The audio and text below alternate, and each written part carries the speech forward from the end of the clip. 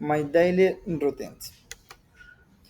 Hello, my name is Ismael Santillán, and this time I am going to tell you about my daily activities.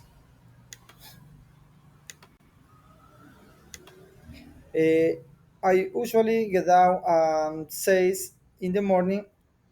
First, I shower and then get dressed. Afterward, I have breakfast with my wheat and some. At the 7:30, I leave home to go to work.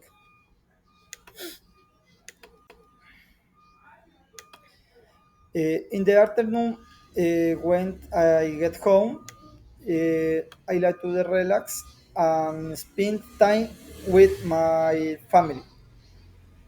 Sometimes I listen to music or watch TV. I also enjoy going to the park to play with my son. This helps me unwind. On Friday, I like to get home early to go walk with my family.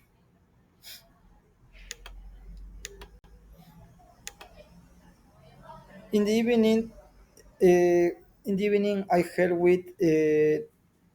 help with some housework. I usually take out the trash or wash the dishes after dinner. Until out the